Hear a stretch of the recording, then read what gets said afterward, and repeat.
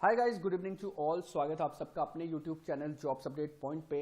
आज की इस वीडियो में आने वाले जितने भी एग्जामिनेशंस हैं, चाहे वो Jammu Kashmir service selection board के जूनियर असिस्टेंट हो, फाइनेंस अकाउंट असिस्टेंट हो, या फिर जम्मू कश्मीर पुलिस के सब इंस्पेक्टर का एग्जाम हो, या फिर कुछ दिन बाद जो जम्मू कश्मीर पुलिस के बॉर्डर बटालियन के एग्जामिनेशंस हैं उनकी अगर बात की जाए तो कंप्यूटर एप्लीकेशन सब्जेक्ट जो है 10 से 20 नंबर का आपको हर एक पोस्ट के लिए जो है देखने को मिलेगा। चाहे वो बात करें सेंटर के एसएससी एग्जामिनेशंस की या फिर अन्य स्टेट्स के एग्जामिनेशन की, हर एक स्टेट के कम्पिटिटिव एग्जाम्स में कंप्यूटर एप्लीकेशन जो है एक सब्जेक्ट रहता है, जो कि बहुत से बच्चे जो है इस सब्जेक्ट के बारे में नहीं जानते हैं और मेजोरिटी जो है वो क्वेश्चंस वहां पे पेपर पे गलत करके आते हैं। तो आज की इस शॉर्ट वीडियो में जो है पूरा का पूरा कंप्यूटर सिलेबस में कवर करने जा रहा हूँ। एक किस्म से मैराथन आप कह सकते हैं, मैराथन वीडियो जो है यहाँ पे रहने वाली है, क्योंकि इस पे कुल मिला के मैं आपको 30 क्वेश्चन दूंगा जो कि आने वाली जम्मू कश्मीर पुलिस के बॉर्डर बटालियन के लिए काफी इंपॉर्टेंट है, Jammu Kashmir service selection board के आने वाले एग्जामिनेशन के लिए बहुत इंपॉर्टेंट है। क्योंकि इस 30 नंबर के जो क्वेश्चंस यहाँ पे मैं आपको बता रहा हूँ, 30 क्वेश्चंस जो आपको बताऊंगा, इन 30 क्वेश्चंस में आपका पूरा का पूरा कंप्यूटर जो है मैं खत्म कर दूंगा। इस चीज का मैं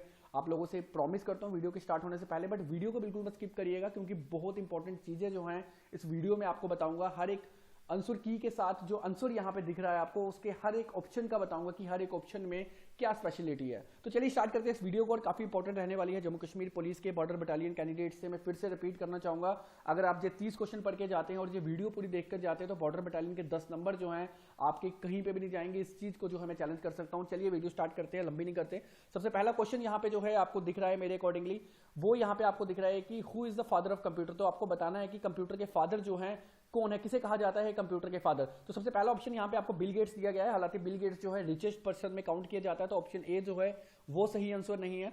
बात करें ऑप्शन बी की, चार्ल्स बेबेज, तो Charles Babbage is the correct answer. तो चार्ल्स बेबेज को जो है फादर ऑफ कंप्यूटर कहा जाता है। थर्ड ऑप्शन आपको दिया गया है जे थॉमस का, जिन्होंने इलेक्ट्रॉन की जो है फाउंडेशन की थी। तो इलेक्ट्रॉन जो है इन्होंने फाउंड किए थे। तो ऑप्शन सी भी जो है सही नहीं है। और ऑप्शन डी जो है मार्क जुकरबर्ग आपको देखने को मिल रहा है, जे सीईओ हैं जो फेसबुक के, वो मार्क जुकरबर्ग हैं। तो ऑप्शन बी जो है आपके फर्स्ट क्वेश्चन के लिए सही रहेगा, जो कि फादर ऑफ कंप्यूटर है। सेकंड क्वेश्चन की बात करें, सीपीयू इज फॉर्म्ड बाय। तो जब भी आप किसी के कहीं सीपीयू देखते हैं तो क्या देखते हैं आप लोग, इस बॉक्स को सीपीयू कह देते हैं, जिसे हम लोग जो है कंप्यूटर की लैंग्वेज में कैबिनेट कहते हैं। तो ये बॉक्स जो है ये कैबिनेट होता है और इसके अंदर ही जो है सीपीयू होता है। तो सीपीयू जो है वो किस किस चीजों से बनता है, फिलहाल बहुत सी चीजों से बनता है, मैं आपको बताना चाहूंगा। बट मेन फंक्शनैलिटीज की अगर बात की जाए तो ALU और CU, ये बहुत इंपॉर्टेंट कंसेप्ट है ALU और CU, क्योंकि इसकी एब्रीवेशन पूछी जाती हैं। ALU की एब्रीवेशन है अरिथमेटिक लॉजिक यूनिट, ध्यान रखिएगा, नोट जरूर कर लीजिएगा। मैं आपको पूरी इस वीडियो में कंप्यूटर खत्म कर दूंगा, इस चीज का मैं चैलेंज कर रहा हूं, बट आप लोग जो है यहाँ पे इसको नोट करते रहिएगा। अरिथमेटिक लॉजिक यूनिट जो है ALU की एब्रीवेशन है और CU की जो है कंट्रोल यूनिट है। ध्यान रखिएगा, जो कंप्यूटर के वो पार्ट्स हैं जो रिस्पॉन्सिबल रहते हैं कैलकुलेशन के लिए और कंट्रोल करने के लिए सारे के सारे ऑपरेशंस। अगर मैं ALU की बात करूं तो ALU क्या करता है, जितनी भी अरिथमेटिक कैलकुलेशंस होती हैं या फिर लॉजिकल कैलकुलेशंस होती हैं, वो सारा का सारा जो है ALU रिस्पॉन्सिबल होता है। और कंट्रोल यूनिट्स कि कहां पे डेटा स्टोर होना है, कैसे होना है, वो सारी की सारी जो कंट्रोल यूनिट्स हैं, पावर सप्लाई का जो कोई भी कंट्रोल यूनिट्स, वो सारी की सारी जो है आपके कंट्रोल यूनिट्स ही रिस्पॉन्सिबल रहते हैं। उसके बाद इसका ऑप्शन देखिए, ऑप्शन भी देख लेते हैं साथ साथ। ऑप्शन बी में आपको रैम दिया गया, जो कि एक प्राइमरी मेमोरी होती है और हमारी जो है मेन मेमोरी भी कहलाती है। प्रिंटर एक आउटपुट डिवाइस है जो कि हार्ड कॉपी को सॉफ्ट कॉपी में कन्वर्ट करता है। नोट कर लीजिएगा, मैं फिर से कहूंगा बहुत इंपॉर्टेंट चीजें है ये चीज। और इसके बाद तीसरा ऑप्शन अगर देखें, कीबोर्ड जो है एक इनपुट डिवाइस है जो कि हमारी इंस्ट्रक्शंस फीड करता है from outside world to the inside computer. और वीडियो जो है it is also called as monitor भी आप जिसे कहते हैं, जो हमें it is a type of output device, इसको आउटपुट डिवाइस जो है कहा जाता है। और प्लॉटर जो भी आउटपुट डिवाइस होते हैं, बड़े बड़े प्रिंटर्स जैसे फ्लक्स वगैरह आप प्रिंट करवाते हैं, वो चीज सारी जो है प्लॉटर करते हैं।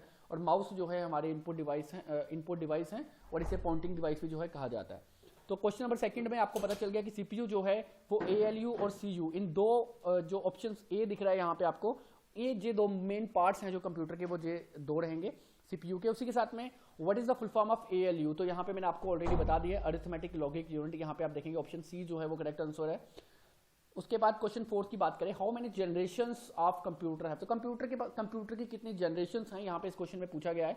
तो कुल मिला के 5 जनरेशंस हैं जो कंप्यूटर की, वो 5 जनरेशंस है। पहली जनरेशन की अगर मैं बात करूं तो यहाँ पे थोड़ा सा लिटिल बिट बता देता हूँ मैं आपको। फर्स्ट जनरेशन, सेकंड जनरेशन, उसके साथ में थर्ड जनरेशन, फोर्थ जनरेशन और फिफ्थ जनरेशन। तो एक चीज का ध्यान रखेंगे, फर्स्ट जनरेशन में जो है वो वैक्यूम ट्यूब टेक्नोलॉजी जो है यूज हुई थी, ये क्वेश्चन आपको पूछा जाता है। सेकंड जनरेशन की अगर बात करें तो ट्रांजिस्टर्स जो हैं सेकंड जनरेशन में यूज हुए थे। नोट करते रहिएगा। साथ में थर्ड जनरेशन में जो है लार्ज स्केल इंटीग्रेशन यूज हुई है टेक्नोलॉजी। फोर्थ अगर हम जनरेशन की बात करें तो VLSI very large scale integration जो है फोर्थ जनरेशन में यूज हुई है। और फिफ्थ में आप कह सकते हैं ULSI ultra large scale integration या फिर आर्टिफिशियल इंटेलिजेंसी यानी रोबोटिक्स कंसेप्ट जो है आपका फिफ्थ जनरेशन में आया। जो क्वेश्चन बहुत इंपॉर्टेंट है, पेपर में आ सकता है, तो इस चीज का ध्यान रखेंगे। तो क्वेश्चन नंबर फोर्थ का ऑप्शन जो है सी माफ कीजिए 5 जो है डी ऑप्शन सही रहेगा। उसके साथ में which of these is a primary memory. तो अभी मैंने ऊपर आपको एक ऑप्शन में बताया था कि रैम जो है हमारी प्राइमरी मेमोरी है, वोलाटाइल मेमोरी है और मेन मेमोरी। इसको तीनों तरह की मेमोरीज जो है हमारी रैम है, तो ऑप्शन ए सही रहेगा। हार्ड डिस्क जो है एक स्टोरेज कैपेसिटी है और जो सेकेंडरी मेमोरी में आता है। मैग्नेटिक टेप्स जो है ये भी स्टोरेज कैपेसिटी और ये भी जो है सेकेंडरी में आता है। और उसी के साथ में पेन ड्राइव की बात करें तो ये भी हमारी परमानेंट मेमोरी है और ये टर्नरी में आते हैं, टर्नरी मेमोरीज होती हैं जो। उसी के साथ में नेक्स्ट क्वेश्चन है, बहुत इंपॉर्टेंट है, six question, what is the full form of MB. तो आई नो कि बहुत से बच्चे इसका आंसर दे देंगे, तो इसका आंसर जो है वो है मेगाबाइट। इस चीज का ध्यान रखेंगे। तो ऑप्शन ए जो है वो करेक्ट आंसर है। ऑप्शन बी देखिए, अब एग्जामिनेशन में आपको घुमाने के लिए क्या करेंगे, मिनी बाइट, मैक्रोबाइट, मेगा किलोबाइट। तो मेजोरिटी बच्चे क्या करेंगे यहाँ पे, वो सोचेंगे यार बाइट तो पड़ा था, मेगा बाइट था, मिनी बाइट था, इस तरह से कंफ्यूज हो जाएंगे। तो आपको कंफ्यूज नहीं होना है, ऑप्शन ए जो है वो सही आंसर है इस क्वेश्चन के लिए। नेक्स्ट बात करेंगे, नेक्स्ट क्वेश्चन यहाँ पे पूछा गया है 1 GB is equal to how much dash. तो क्या भाई केबी का ऑप्शन यहाँ पे दिया, तो इसका मतलब इसने पूछा है कि 1 GB जो है कितने केबी की इक्वल होती है। जो भी कैंडिडेट्स मेरी वीडियो देख रहा है, मैं आंसर बताने से अभी आंसर नहीं बता रहा हूँ, आप एक्सपेक्ट कर लो क्या आंसर है। और मैं 90% दे सकता हूं इसका आंसर कि बच्चों ने क्या आंसर दिया होगा। 90% बच्चों ने 1024 KB आंसर दिया होगा, जो कि आंसर गलत है। ध्यान रखिए, यहां पे बहुत इंपॉर्टेंट कंसेप्ट बताने जा रहा हूं।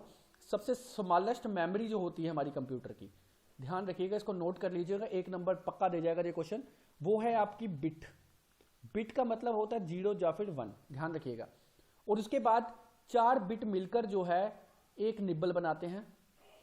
अब पेपर में क्वेश्चन कैसे आ सकता है, यहां पे पूछा जा सकता है। अब एक और तो आपको बताता हूं, उसके बाद क्वेश्चन बताता हूं। 8 बिट्स मिलकर जो है वो बनाते हैं 1 बाइट। ध्यान रखिएगा इस चीज का। अब क्या पेपर में आ सकता है question, 1/2 byte is equals to. तो आप बोलेंगे भैया सर ने तो बताया नहीं हाफ ऑफ द बाइट कितना होता है। तो हाफ ऑफ द बाइट जो है वो 4 बिट होता है और 4 बिट्स जो है आपका निब्बल होता है। तो हाफ ऑफ द बाइट या फिर कॉम्बिनेशन ऑफ 4 बिट जो है आप कह सकते हैं कि एक निब्बल होता है। और यहाँ पे आपको पूछा गया, हाँ आगे देखिए, 1024 KB माफ कीजिए बाइट जब मिलता है तो आपका 1 KB बनता है, यानी 1 किलोबाइट बनता है। इनकी एब्रीविएशंस आपको आनी चाहिए अगर आप बॉर्डर बटालियन के कैंडिडेट हैं। उसके साथ में 1024 KB अगर मिलता है तो वो 1 MB बनाता है, और 1024 MB अगर मिलता है तो वो बनाता है 1 GB। तो यहाँ पे क्वेश्चन में क्या पूछा गया था कि 1 GB जो है कितने KB के इक्वल है। आपने क्या कर दिया, 1024 रटा हुआ था तो इसको आंसर दे दिया। तो यहाँ पे क्या हुआ, 1 GB is equal to 1024 MB होता है, ना कि KB होता है।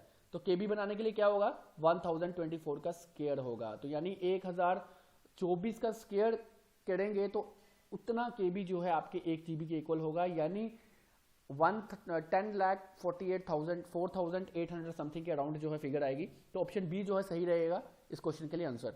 नेक्स्ट क्वेश्चन की बात करें, नेक्स्ट क्वेश्चन है which part of computer is responsible for controlling all the units. तो कौन सा ऐसा पार्ट है कंप्यूटर का जो कि रिस्पॉन्सिबल रहता है सभी यूनिट्स को कंट्रोल करने के लिए। अभी मैंने आपको ऊपर ऑप्शन बताया, इसका ऑप्शन जो है बी सही है। कंट्रोल यूनिट जो है हमारा पार्ट रहता है कंप्यूटर CPU का, जो कि रिस्पॉन्सिबल रहता है सभी ऑपरेशंस के कंट्रोल के लिए। और साथ ही में कंट्रोल अनआइडेंटिफाइड बोला, जो कि कोई फिगर नहीं है। मॉनिटर जो है जो एक आउटपुट डिवाइस है, इस चीज का ध्यान रखेंगे। और ALU जो है ये पार्ट तो है CPU का, बट ये रिस्पॉन्सिबल है अरिथमेटिक और लॉजिक यूनिट का, ध्यान रखिएगा इसका। अरिथमेटिक और लॉजिक यूनिट जो होंगे उसका रिस्पॉन्सिबल ALU है, बट यहाँ पे पूछा गया है कि कंट्रोलिंग यूनिट्स कौन सा है, तो वो कंट्रोल यूनिट आपका जो है ऑप्शन सही रहेगा, ऑप्शन बी। नेक्स्ट क्वेश्चन की बात करें, question number 9, a part of CPU where all the wires of the system is connected. तो यहाँ पे जो है इसका आंसर मदरबोर्ड रहेगा। कई बार इसको हार्ट ऑफ कंप्यूटर भी पूछा जाता है, तो मदरबोर्ड जो है इसका सही आंसर है, जिसपे कंप्यूटर की सारी वायर्स जो है वो कनेक्टेड होती हैं। और ये पार्ट जो है हमारे CPU यानी कैबिनेट के इंटरनल पार्ट रहता है, कैबिनेट के अंदर में रहता है, और इसके ऊपर ही जो है प्रोसेसर CPU जिसको आप कहते हैं वो सारा का सारा रहता है। नेक्स्ट क्वेश्चन की बात करेंगे, find out the odd one. तो इस तरह से क्वेश्चन भी आपको पूछे जा सकते हैं कि बताइए इनमें से क्या जो है आपको डिफरेंट लग रहा है, कोई एक चीज जो है वो डिफरेंट है। तो मैं आपको सारी चीजें यहाँ पे बताना चाहूंगा। माउस जो है एक इनपुट डिवाइस है, साथ साथ नोट कर लीजिएगा। कीबोर्ड जो है एक इनपुट डिवाइस है, यानी अब तो डेफिनेटली श्योर है कि इन दोनों चीजों में से नहीं है। प्रोजेक्टर जो है एक आउटपुट डिवाइस है। और लाइट पेन जो है एक इनपुट डिवाइस है। तो ऑप्शन सी जो है वो आपका डिफरेंट है, क्योंकि ये आउटपुट डिवाइस है, ध्यान रखिएगा। तो बाकी सब जो है इसके अलावा वो इनपुट डिवाइस है। तो ऑप्शन सी जो है क्वेश्चन नंबर 10 का सही आंसर रहेगा। नेक्स्ट बात करें, a software which converts high level language into machine level language. देखिए लैंग्वेजेस की बात करें, कंप्यूटर की भाषाएं की बात करें, तो एक रहती है हाई लेवल, एक रहती है असेंबली लेवल, एक रहती है आपकी लो लेवल। तो यहाँ हाई लेवल होती है जिसमें ए बी सी वगैरह जो हम लोग जानते हैं, ह्यूमन नेचर ह्यूमन बिहेवियर के जो बंदे हम लोग ह्यूमन बीइंग हैं वो सभी जानते हैं। और लो लेवल रहती है जो 0101 की रेंज में होती है, जो कि मशीन लैंग्वेज के नाम से भी जानी जाती है। इस चीज का ध्यान रखेंगे, ये मशीन लैंग्वेज के नाम से भी जानी जाती है। अब क्या है कि ABC तो हम लोगों ने लिखी, हमें समझ आती है, 120101 की लैंग्वेज हमें समझ नहीं आती है। तो इस लैंग्वेज को यहाँ पे कन्वर्ट करने के लिए और सेम टू सेम वापस रिस्पॉन्स ऊपर करने के लिए जो बीच में कन्वर्टर आप कह सकते हैं, ट्रांसलेटर आप कह सकते हैं, जो होता है वो क्या होता है। अब यहाँ पे क्या पूछा है कि हाई लेवल लैंग्वेज को मशीन लेवल लैंग्वेज में कन्वर्ट कौन करता है, लेकिन लाइन बाय लाइन। यहाँ पे एक बड़ी इंपॉर्टेंट चीज जो है कैंडिडेट्स को ध्यान रखनी है कि अगर आपको क्वेश्चन में, देखिए क्वेश्चन तो आएगा, इस चीज की श्योरिटी है। अगर आपको इंटायर वर्ड मिल जाता है, यानी पूरे के पूरा डेटा जो है वो एक ही समय पे कन्वर्ट होना from high level to machine level, वो जो है वो आपका करता है कंपाइलर। बट अगर लाइन बाय लाइन पूछा हो, यानी जहां पे फुल स्टॉप है उतना डेटा उठाया, उसको कन्वर्ट किया, फिर दूसरा डेटा उठाया, उसको कन्वर्ट किया, वो जो है वो आपका ट्रांसलेटर, माफ कीजिए ट्रांसलेट इंटरप्रेटर जो है लाइन बाय लाइन ट्रांसलेट करता है आपकी high level language to low level language. तो ऑप्शन सी जो है इस क्वेश्चन का सही आंसर रहेगा। नेक्स्ट क्वेश्चन की बात करें, 3-in-1 प्रिंटर, तो बहुत इंपॉर्टेंट क्वेश्चन है आज की डेट में। डेफिनेटली इस तरह के दिमाग लगा के क्वेश्चंस जो हैं डाले जाते हैं एग्जाम्स में। 3-in-1 प्रिंटर जो होता है, जो आपका स्कैन भी कर लेता है, प्रिंटिंग भी कर लेता है और फोटोकॉपी भी कर लेता है। तो बताइए जो इनपुट डिवाइस है, आउटपुट डिवाइस है, बोथ ए एंड बी है, जो नन ऑफ दीज है। देखिए अब इस पे कैंडिडेट्स क्या करते हैं, उन्होंने पढ़ा होता है कि प्रिंटर जो है एक आउटपुट डिवाइस होता है, तो वो क्या करते हैं डायरेक्टली आउटपुट डिवाइस को क्लिक करेंगे और आगे चल जाएंगे और अपनी तरफ से श्योर रहेंगे कि ये क्वेश्चन सही है। बट ये क्वेश्चन गलत रहेगा, क्योंकि स्कैनिंग क्या करती है, आपका हार्ड कॉपी को, ध्यान रखिएगा, हार्ड कॉपी को जो है स्कैनर जो है वो आपकी सॉफ्ट कॉपी में कन्वर्ट करता है। तो यानी आउटसाइड वर्ल्ड से जो है आपके डिजिटली कॉपी बनाता है उसको, और ऐसे जो काम करते हैं उसको हम बोलते हैं इनपुट डिवाइस। तो यहाँ पे 3-in-1 जो प्रिंटर होता है वो इनपुट भी वर्क करता है और आउटपुट भी वर्क करता है। तो क्वेश्चन का जो सही आंसर है वो ऑप्शन सी रहेगा, यानी बोथ ए एंड बी। इसी तरह से हमारे मोबाइल फोन ले लीजिए आप, मोबाइल फोन की जो टच स्क्रीन होती है वो भी वर्क करती है as a input and output device. और ये क्वेश्चन जो है मैंने अपनी एक मैराथन क्लास में बताया था कैंडिडेट्स को, जो कि Jammu Kashmir service selection board के जूनियर असिस्टेंट के एग्जाम में पूछा गया था। और मैंने जितने कैंडिडेट्स यहाँ वीडियो देख रहे होंगे, डेफिनेटली आप लोग उस क्लास में पक्का ज्वाइन हुए होंगे। तो उस क्लास में मैंने सबको बताया था कि इस तरह का क्वेश्चन आपको आ सकता है, और 3 दिन बाद सेम क्वेश्चन जो है इस तरह का आपको देखने को मिल गया था। चलिए आगे चलते हैं। What is the full form of VPN? तो वीपीएन की फुल फॉर्म जो है वो होती है virtual private network. Option D जो है सही आंसर है, इस तरह का कोई भी नेटवर्क नहीं होता है। तो नेक्स्ट बात करेंगे, what is the full form of pan? तो एक इंपॉर्टेंट जो है वर्ड आपको देखने को मिलेगा। आपने लैन सुना होगा, आपने वैन सुना होगा, आपने मैन भी सुना होगा, और उसके साथ ही एक पैन भी होता है। ये टर्मिनोलॉजीज हैं सारी, ध्यान रखिएगा इसका। तो नेटवर्क टर्मिनोलॉजीज हैं, और ये टर्मिनोलॉजीज जो हैं वो आपको नेटवर्किंग के सब्जेक्ट में देखने को मिलती हैं अगर आप कंप्यूटर एप्लीकेशन से बिलोंग करते हैं। तो यहाँ पे जो है पोस्टल एरिया नेटवर्क जो है ऑप्शन फर्स्ट जो है आपको सही आंसर देखने को मिलेगा। लोकल एरिया नेटवर्क जो है वो लैन की एब्रीविएशन रहती है। मेट्रोपॉलिटन एरिया नेटवर्क जो है मैन की रहती है, और पी परमानेंट एड्रेस नेटवर्क जो है ये नहीं रहता है। तो इस तरह से ध्यान रखिएगा क्वेश्चन का, कोई क्वेश्चन गलत ना हो जाए। और वैन जो है वो वाइड एरिया नेटवर्क की एब्रीविएशन रहती है। तो चलिए आगे, correct format of valid email. तो ईमेल एंड इंटरनेट से आपको यहाँ पे क्वेश्चन पूछा गया है कि करेक्ट फॉर्मेट क्या होता है ईमेल का, किसी ईमेल को आप कैसे कहते हैं कि वो ऑथेंटिक ईमेल है। सबसे पहले देखिए ईमेल का फॉर्मेट जो है, सबसे पहले उसकी बॉडी रहेगी। सपोज करिए अगर मैं बात कर दूं, मेरी यहाँ पे ऑप्शन की बात करते हैं, ABC एक बॉडी है, उसके बाद @ लगा के कोई ऑर्गेनाइजेशन होती है, ठीक है, ऑर्गेनाइजेशन होगी। उसके बाद कि किस तरह की टाइप ऑफ ऑर्गेनाइजेशन है जो वो यहाँ पे आती है। तो देखिए ABC एक बॉडी आ गई, @ बीच में जो है ऑर्गेनाइजेशन किसी का भी नाम नहीं है। अब ऑर्गेनाइजेशन कौन कौन सी होती हैं? आप लोग समझ रहे हैं कि जीमेल होती है, आप लोग समझ रहे होंगे हॉटमेल होती है, आप लोग समझ रहे होंगे रेडिफ मेल होती है, इस तरह की होती हैं। आप लोग सोच रहे होंगे जाहू होती है।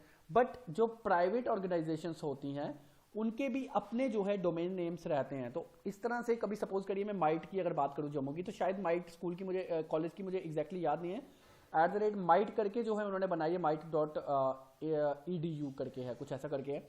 तो जो है बॉडी ध्यान रखिएगा हमेशा कि body then organisation, organisation type जो है आनी चाहिए। तो यहाँ पे करेक्ट फॉर्मेट देखें abc@.com, ये जो करेक्ट नहीं है, ऑप्शन ए नहीं है। abc.com ऑप्शन बी भी जो है करेक्ट फॉर्मेट नहीं है। ऑप्शन सी देखें अगर abc@def.com जो है जो सही करेक्ट फॉर्मेट है। अब def मत सोचिएगा कि जीमेल नहीं है, जे कोई भी ऑर्गेनाइजेशन का नाम रह सकता है। और फोर्थ देखें @abc.com, जे भी ऑप्शन सही नहीं, तो ऑप्शन सी जो है वो सही रहेगा। हालांकि इसके लिए डीप क्लासेस चाहिए जो कि मैं इस शॉर्ट वीडियो में आपको नहीं दे सकूंगा, क्योंकि एग्जाम जो है पास है। इसके बाद में आपकी जितनी भी यहाँ पे आपके सिलेबस में इंपॉर्टेंट हैं, जिस तरह से इंडियन नेशनल मूवमेंट है, उसके बाद पॉलिटी है, सारे के सारे मेन इंपॉर्टेंट क्वेश्चंस लेकर आऊंगा और हर एक क्वेश्चन में आपको जो है पूरा का पूरा कंसेप्ट समझाने की कोशिश करूंगा, सो डैट उस क्वेश्चन के रिलेटेड अगर कोई क्वेश्चन आपको पेपर में आता है तो आप उसको अटेम्प्ट कर लें। क्योंकि जम्मू कश्मीर पुलिस की अगर बात करूँ तो बॉर्डर बटालियन के एग्जाम जो है विद इन डेज होने वाले हैं, यानी 2 दिन से 3 दिन बचे हैं। और कैंडिडेट्स ने मुझे अभी रिक्वेस्ट करी है कि सर आप प्लीज इस पर वीडियो बनाइए, तो इसलिए मैं जो है अभी आया हूँ इस वीडियो को लेकर। नेक्स्ट बात करें which of the following is the first computer virus. तो एक क्वेश्चन जो है पूछा जा सकता है 10th लेवल के एग्जाम्स के जितने भी होते हैं, तो फर्स्ट कंप्यूटर वायरस जो है वो कौन सा है। तो रीपर की अगर बात करें तो ये तो एंटीवायरस था। एंटीवायरस क्या है, यानी एंटीडोट था जो वायरस क्रीपर था। क्रीपर वायरस का एंटीडोट था, उसको हटाने के लिए जो है रीपर एंटीवायरस का यूज किया गया था। और जो पहला कंप्यूटर वायरस था वो आपका क्रीपर था, यानी ऑप्शन बी जो है वो सही आंसर है। इसी के साथ में बात करें नेक्स्ट क्वेश्चन की, what is the shortcut key to make the alignment as centre in MS Word. तो माइक्रोसॉफ्ट वर्ड की अगर बात करें, माइक्रोसॉफ्ट ऑफिस होता है, ध्यान रखिएगा माइक्रोसॉफ्ट ऑफिस के अंदर Microsoft Word, Microsoft Picture Messenger, Microsoft Excel, Microsoft PowerPoint, Microsoft Access, ये सारे सारे पैकेजेस जो रहते हैं जिसके अंदर रहते हैं इस एप्लीकेशन सॉफ्टवेयर के अंदर। और ये पैकेज रहता है जो इसका पूरा नाम रहता है MS ऑफिस। आपने कभी ना कभी सुना होगा 2007, 2009, 2011, 2015, 16, 19 और अभी तो 19 भी चल चुका है। तो यहाँ पे पूछा गया है कि सेंटर अलाइनमेंट के लिए MS वर्ड की कौन सी शॉर्टकट की यूज होती है। तो Ctrl+E जो है वो शॉर्टकट यूज होती है अलाइनमेंट को सेंटर करने के लिए। अब अलाइनमेंट सेंटर क्या होती है देखिएगा, जैसे जो मैंने लिखा ना फिशिंग को जो है यहाँ से उठा के मैंने पेज के बिल्कुल सेंटर में लाना, तो Ctrl+E अगर मैं करता हूँ तो डायरेक्टली जो है वो सेंटर पे आ जाएगा। नेक्स्ट बात करें, Ctrl+F से जो है वो फाइंड होता है, इस चीज का ध्यान रखेंगे। Ctrl+C से जो है कॉपी होता है, क्योंकि ये शॉर्टकट कीज इसलिए लिखी है मैंने कि इसमें से कोई क्वेश्चन पेपर में आता है तो आप यहाँ से भी अटेम्प्ट कर लेंगे। Ctrl+O से जो है ओपन विंडो होती है, इस चीज का ध्यान रखेंगे। नेक्स्ट क्वेश्चन का ध्यान रखें, शॉर्टकट की फॉर प्रिंट इज। तो प्रिंट की शॉर्टकट की जो है मेजोरिटी बच्चों को पता होगी, Ctrl+P जो है वो शॉर्टकट की रहती है किसी भी पेज को या किसी भी डॉक्यूमेंट को प्रिंट करने की। What is the full form of RAM. Starting में मैंने आपको बताया था, आपको आंसर पता होगा इसका। रैंडम एक्सेस मेमोरी जो है रैम की एब्रीविएशन रहती है, और इसी के साथ में एक रोम भी रहती है जिसकी एब्रीविएशन रीड ओनली मेमोरी रहती है। ध्यान रखिएगा, जो पेपर में क्वेश्चन पूछा जाएगा 1 नंबर का, जो भी 10th 12th लेवल के पेपर हैं, ध्यान रखिएगा इस चीज का। नेक्स्ट बात करें, देखिए ROM की एब्रीविएशन ये लिखी गई है, ROM read only memory. Next देखते हैं, विच software is used for preparing the slides for presentation. तो PPT आपने सुना होगा, पावर पॉइंट प्रेजेंटेशन। जब भी कोई PPT आप प्रेजेंट करते हैं उसके लिए प्रेजेंटेशन जो है किस सॉफ्टवेयर में बनाते हैं, वो आप बनाते हैं MS पावर पॉइंट। और MS पावर पॉइंट की एक्सटेंशन क्या है, .ppt, और X भी लगी है आजकल एक्सटेंशन के लिए। तो .ppt जो है एक्सटेंशन है पावर पॉइंट की, पेपर में आया तो इस तरह से अटेम्प्ट जरूर करके आइएगा। नेक्स्ट क्वेश्चन फिर से पूछा गया है, find out the odd one. इनमें से ऑड क्या है, देखिए कीज बताई गई हैं, तो डेफिनेटली कीवर्ड से कंसेप्ट है ये पूरा का पूरा। तो अब कीवर्ड में कौन कौन सी कीज होती हैं आपको पता होना चाहिए। एरो कीज होती हैं, ऑब्वियसली होती हैं, अप डाउन इस तरह से जो कीज रहती है वो एरो कीज रहती हैं। तो ऑप्शन ए तो मतलब सही है, ये कीज तो होती हैं। ऑप्शन बी की बात करेंगे, फंक्शन कीज F1 से लेकर F12 तक जो है फंक्शन कीज रहती हैं, और एक अलग से फंक्शन की होती है लैपटॉप में, आजकल के कीबोर्ड में भी शायद होगी, मॉडर्न वाले में। तो कुल मिला के फंक्शन की भी जो है उसका पार्ट है कीबोर्ड का, यानी पहले 2 ऑप्शंस तो ऑड नहीं है। अल्फा न्यूमेरिक कीज यानी जो 0 से लेकर 9 तक रहती हैं और A से लेकर Z तक रहती हैं, ये सारी कीज जो है लैपटॉप में आपको देखने को मिलती हैं, आपको कंप्यूटर के कीबोर्ड में भी देखने को मिलेंगी। तो ऑप्शन सी भी जो है ऑड नहीं है। ऑप्शन डी की बात करें, लीनियर की नाम की कोई भी की जो है कीबोर्ड में नहीं रहती, तो ऑप्शन डी जो है सही आंसर है इस क्वेश्चन का। देखिए मैं आपको इसलिए इस तरह से समझा रहा हूं कि पेपर में अगर आपको इस तरह से कोई इंटर रिलेटेड क्वेश्चन आएगा तो आपको पता चल जाएगा, क्योंकि 30 क्वेश्चन में मैं पूरा कंप्यूटर आपको समझाने का ट्राई कर रहा हूं। तो इस तरह का जो है आपको हर एक चीज डीप में मुझे बतानी यहाँ पे पढ़ने बहुत ही ज्यादा जरूरी है बतानी पड़नी। नेक्स्ट बात करें, first generation computer works on. तो पहली जनरेशन का कंप्यूटर मैंने आपको ऊपर बताया था किस पे वर्क करता है, 5 जनरेशन बना के बताई थी, याद करिए वो टेबल अगर आपने नोट किया हो। तो फर्स्ट जनरेशन कंप्यूटर जो है वो वैक्यूम ट्यूब टेक्नोलॉजी में काम करता था। सेकंड जनरेशन जो थी वो ट्रांजिस्टर में करती थी। थर्ड जनरेशन जो है लार्ज स्केल इंटीग्रेशन में करती थी। फोर्थ जनरेशन VLSI में करती थी। फिफ्थ जनरेशन जो है ULSI ultra large scale integration. और इसी के साथ आर्टिफिशियल इंटेलिजेंसी का कंसेप्ट, आर्टिफिशियल इंटेलिजेंसी के साथ सोफिया रोबोट इंडिया का ध्यान रखिएगा। जिसने पहले से क्लासेस अटेंड करी हैं उनको पता होगा कि सोफिया क्या है। तो यहाँ पे आगे चलते हैं क्वेश्चन नंबर 23 में। कंसेप्ट ऑफ रोबोटिक्स, लीजिए कंसेप्ट एक और आ चुका है, artificial intelligency in which type of generation. तो ये आपके सामने मैंने बना दिया यहाँ पे स्ट्रक्चर, तो आंसर दे दीजिएगा फिफ्थ जनरेशन, ऑप्शन सी जो है सही आंसर है इस क्वेश्चन का। नेक्स्ट बात करें, speed of printer is measured in, बहुत इंपॉर्टेंट क्वेश्चन है JKSSB के बहुत से एग्जामिनेशंस में रिसेंटली जो पीछे एग्जाम हुए हैं उन पे पूछा गया है कि प्रिंटर की स्पीड जो है किससे मेयर की जाती है। तो प्रिंटर की स्पीड जो है पेजेस पर मिनट से मेयर की जाती है। अब कैंडिडेट्स डॉट पर मिनट भी देखते हैं, लाइन पर मिनट भी देखते हैं कि लाइन पे तो नहीं ना की गई, क्या पता लाइन से की गई हो, बट पेजेस पर मिनट में जो है किसी कंप्यूटर की स्पीड जो है, माफ कीजिए प्रिंटर की स्पीड जो है वो नापी जाती है। पेजेस पर मिनट में आप कभी भी कोई प्रिंटर खरीदने जाएंगे वहां पे बाहर उसके बॉक्स में लिखा होता है 40 पेजेस पर मिनट, तो यानी इसकी स्पीड जो है वो पेजेस पर मिनट से ही काउंट की जाती है। नेक्स्ट बात करें, which of the following is an impact printer. तो प्रिंटर जो है इम्पैक्ट और नॉन इम्पैक्ट रहते हैं। पुरानी क्लासेस अगर अटेंड नहीं करी हैं तो आप प्लीज प्लेलिस्ट में चले जाइएगा, बट जितने बॉर्डर बटालियन के कैंडिडेट्स हैं आप लोग मत जाइएगा क्योंकि आप लोगों के पास इतना टाइम नहीं है, अभी आपने और भी बहुत कुछ पढ़ना है। तो आप लोग जो है यहाँ पे भी देख लीजिएगा, इम्पैक्ट और नॉन इम्पैक्ट प्रिंटर होते हैं, आप लोगों को शायद पता होगा, तो इतना डीप आपको नहीं पूछा जाएगा। बट JKSSB के जो प्रिपेयर कर रहे हैं वो मेरे जो है आप प्ले लिस्ट में जरूर चले जाइएगा, प्ले लिस्ट में आपको जो है सारे के सारे कंप्यूटर के टॉपिक मिल जाएंगे। तो यहाँ पे इम्पैक्ट नॉन इम्पैक्ट दो तरह के प्रिंटर आपको मिलते हैं। तो यहाँ पे पूछा गया है कि इम्पैक्ट प्रिंटर कौन कौन से होते हैं। इम्पैक्ट होते हैं जो छापा छोड़ते हैं, जो छापा आप समझ गए देसी भाषा में, हमारी डोगरी की भाषा में। तो यहाँ पे जो है आपको डॉट मैट्रिक्स प्रिंटर जो है इम्पैक्ट प्रिंटर में आते हैं, लेजर नॉन इम्पैक्ट में आता है, इंकजेट भी नॉन इम्पैक्ट में, और थर्मल भी जो है आपका नॉन इम्पैक्ट प्रिंटर में आता है। नेक्स्ट क्वेश्चन की बात करें, find out the odd one. तो यहाँ पे बताइए ऑड क्या है। अब इतना तो आप लोग खुद सर्च करिए। कीबोर्ड जो है एक इनपुट डिवाइस है, कैबिनेट जो है एक कंप्यूटर का पार्ट है, और मॉनिटर भी जो है एक कंप्यूटर का पार्ट है, और कीबोर्ड भी is also a component of computer. जो सभी कंपोनेंट हैं कंप्यूटर के, एक कंप्यूटर के जो सारे कंपोनेंट हैं। तो भैया MS ऑफिस क्या है, MS ऑफिस जो है एक सॉफ्टवेयर है, बाकी सब हार्डवेयर है, ध्यान रखिएगा इतना। ये सारे हार्डवेयर हैं, ये जो है माइक्रोसॉफ्ट ऑफिस ये सॉफ्टवेयर है, तो इसलिए ऑड वन में जो है आपका यहाँ पे हार्डवेयर एंड सॉफ्टवेयर का कंसेप्ट भी क्लियर हो जाता है। नेक्स्ट बात करें, देखिए हार्डवेयर सॉफ्टवेयर में थोड़ा सा आपको बता देता हूँ लिटिल बिट। हार्डवेयर क्या रहता है, जो कंप्यूटर का पार्ट जिसे आप टच भी कर सकते हो और देख भी सकते हो, वो आपका हार्डवेयर रहता है, ध्यान रखिएगा इतना। आपका मोबाइल फोन आपका हार्डवेयर है।